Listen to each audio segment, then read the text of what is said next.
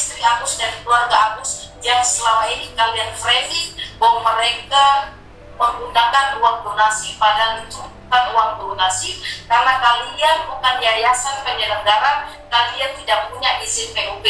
Yang kedua adalah bahwa kalian harus meminta maaf di media nasional kepada seluruh rakyat Indonesia, membuat orang disabilitas ini, Bang Agus ini dibully seluruh rakyat Indonesia. Kalian harus membuka mata seluruh rakyat Indonesia bahwa yang dilakukan membuli Agus adalah salah.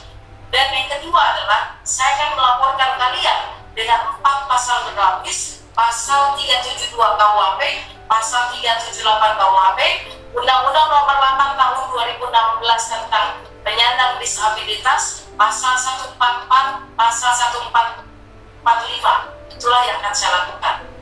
Kalau ingin restoratif justice, silakan hubungi Agus melalui kami. Kak Sil, salah satu pengacara yang konsisten ya. Kalau hari ini bilang A, pasti besoknya A. Nggak pernah A, B, C, D. Dan tadi malam Kak Sil baru saja bertemu Agus dan menyampaikan beberapa poin terkait hasil pertemuannya dengan Agus. Dan sekarang kita lihat apa tanggapan dari mantan PH Agus yang memilih untuk mengundurkan diri.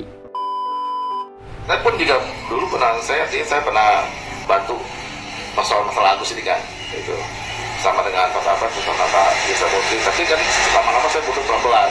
Dan saya lihat itu sudah melebar kemana-mana. Gak fokus masalah Agus ini, yang dicari itu sumbernya yang siapa salah kan gitu. Karena kan kalau kita melihat dari awal nih, kalau saya flashback lagi kembali, yang mau memindahkan dari rekening Agus ke yayasan siapa kan gitu. Pasti kan katanya info dari Agus G. Giri ya. Dilaporkan. Saya bilang, apa kan G? Saya dianggap itu unsur penggelapan karena itu dari rekening orang dipindah itu dasarnya apa dulu kan gitu. Ya. Nah terus yang kedua, kalau itu uang ada di yayasan, ya itu hak yayasan. Yayasan mau pakai uang hak itu hak yayasan. Sebatas dia punya tanggung jawab. Ya. Kalau dipakai ke NTT, orang NTT nggak butuh apa-apa, orang NTT dia kan nggak tahu tuh uang dari mana, uang dari Agus pun itu juga dialihkan untuk orang NTT. Itu nggak ada masalah bagi saya, nggak ada penggelapannya. Nggak ada masalah. Yang penggelapan nanti kalau terbukti, yaitu yang memberikannya kan gitu. Ya. Misalnya yang menyalurkan siapa, G sama D. Kalau ya. terbukti dia menggelapkan, ya dia harus dipertanggungjawabkan juga secara hukum. Artinya apakah uang itu dikembalikan lagi? Ya, tapi bukan diambil dari orang NTT, bukan. Tapi pertanggungjawaban apakah dia mau sama Gary membalikan uang itu ke yayasan kalau terbukti sengketa. Ini kan belum ada bukti tersengketanya. Masih alibi. Beralibi. Ya. Masih kepo-kepoan. Kalau kita tuh orang hukum bicara secara fakta, secara jelas bahwa ini salah, dibenarkan gitu. Kalau menurut saya uang itu dipakai untuk ke NTT dan itu diperlukan kan gitu. Ya nggak ada masalah karena itu uang bukan uangnya, ini kan uang donatur. Yang sejauh itu donatur pun juga pasti kan juga senang uang ini dipakai dulu untuk NTT. Kan juga kalau nggak dipakai di yayasan juga nggak dipakai untuk ngobatin Agus, mubazir. Nah kalau dalam Islam tuh mubazir nggak boleh.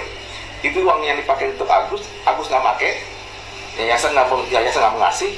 Kenapa yayasan nggak mengasih kan gitu? Daripada mubazir kasih aja ke sana. Ya. Terus penggelapannya di mana?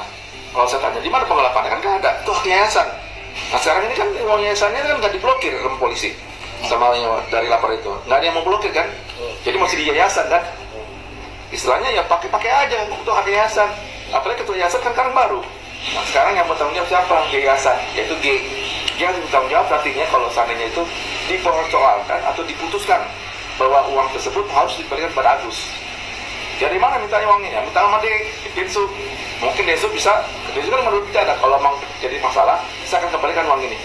Pakai uang pribadi dia kan gitu. Karena pribadi apa setuju ya uang donasi itu dialihkan ke korban bencana di NTT? Dia kan setuju karena itu membutuhkan. Ada dana daripada itu nggak dipakai mubazir, ya dipakai dulu ya, karena kan pakai itu dana untuk ke sana dialihkan. Kalaupun nanti nggak ada masalah, berarti kan mereka sudah memakai uang tersebut. Donatur sudah tahu dana yang untuk Agus itu yang belum dipakai untuk pengobatan mata dipakai dulu ke sana kan gitu. Saya setuju aja nggak ada masalah. Daripada mubazir bos. Saya melihat juga kenapa saya mundur pelan-pelan karena uang untuk pengobatan Agus tersebut nggak bisa dipakai untuk pengobatan Agus karena Agus sudah benar-benar dilihat oleh dokter sulit untuk disembuhkan kecuali bisa mencari donor mata kan gitu. Orang NTT lah disalahin lah gitu. Terus banyak yang dilaporkan. Yang lebih bagus bagus ya kita, daripada kita kan nggak mau cari ribut bos, bukan mau cari ribut sama orang. Kita mau cari bagaimana pembela keadilan kan gitu. Kalau kita mau cari ribut sama orang terus ngapain jadi lawyer? Jika sama aja kita mau cari ribut sama orang, kita bilang nanti orang itu melaporin, ntar orang itu parah bagi kita jadi ribut. Apa? Pernyataan resmi dari Bapak Ilal. Kalian sudah mendengarkan sendiri dan beliau mengatakan bahwa itu bukan uang Agus, tapi uang donatur. Dan yayasan mempunyai hak untuk menyalurkan ke orang lain dan ada pertanggungjawaban. Orang yang menerima uang donasi tersebut benar-benar membutuhkan atau tidak? Dan jawabannya kalian sudah tahu. Sangat membutuhkan. Kita lihat dulu pernyataan dari Kak Sil. Jadi ada 3 poin yang disampaikan. Saya akan bacakan. Yang pertama, Kak Sil meminta kepada pihak Teknovi, Gary untuk meminta maaf kepada Agus, istri Agus yang selama ini kalian framing. Kalian bukan yayasan penyelenggara karena yayasannya tidak memiliki izin PUP. Itu kata Kak Sil. Yang kedua, meminta maaf kepada seluruh rakyat Indonesia yang membuat orang disabilitas ini dibully. Yang ketiga, ada 4 pasal berlapis yang akan diberikan kepada NP dan G. 372, 378 Undang-Undang Dasar tahun 2016 tentang penyandang disabilitas, pasal 144 dan pasal 145. Pernyataan dari Kak Sil berbeda dengan pernyataan yang diberikan oleh Bapak Ilal. Bapak Ilal ini sebelumnya merupakan salah satu PH Agus. Sama seperti FA, mereka sama-sama berjuang untuk membela kepentingan Agus. Tapi pada akhirnya Bapak Ilal ini memutuskan untuk mengundurkan diri menjadi PH Agus dengan beberapa pertimbangan tentu saja. Satu hal yang dikatakan oleh beliau bahwa uang donasi memang pantas untuk dialihkan kepada korban gunung letusan Lewotobi yang berada di Flores Timur. Kenapa? Karena mata dari Agus ini sudah tidak bisa disembuhkan. Ingat, tujuan awal donasi itu dilakukan adalah menyembuhkan mata Agus, mengobati mata dari Agus. Hanya itu tujuannya. Dan itu juga berdasarkan statement dari dokter. Mata Agus ini sudah tidak bisa disembuhkan. Jadi memang sangat pantas kalau uang donasi tersebut dialihkan ke penerima manfaat lain.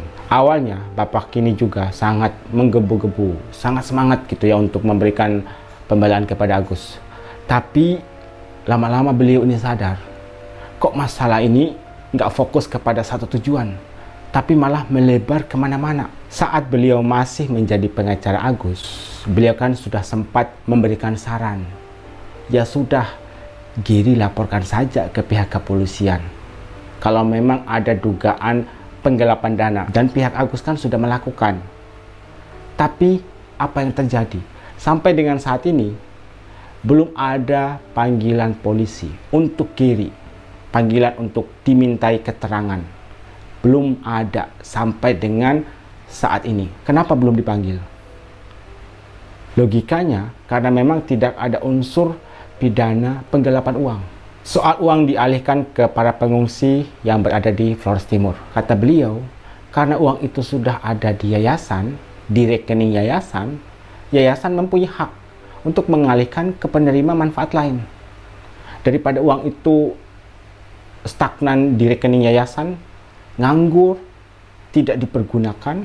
Lagian Agus pada saat itu tidak ada inisiatif untuk berobat, malah fokus lapor polisi. Daripada uang itu parkir lama di yayasan, tidak dipergunakan sebagaimana mestinya, akhirnya ketua yayasan yaitu Giri bersama Densu yang juga mempunyai tanggung jawab untuk open donasi memutuskan untuk mengalihkan uang itu kepada pengungsi di Flores Timur. Dan beliau sempat menyatakan satu hal, mana unsur penggelapannya?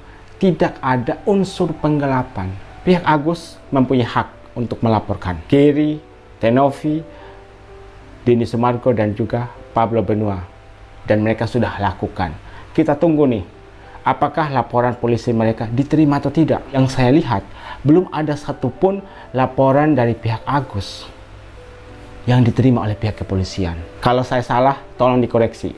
Tapi sepengetahuan saya belum ada satupun yang diterima oleh pihak kepolisian. Lagian gini loh guys, kalau memang nanti terbukti bahwa Agus yang menang di pengadilan, Densu kan sudah berjanji akan mengembalikan uang tersebut sebesar uang donasi yang sudah disalurkan kepada pengungsi di Flores Timur sana.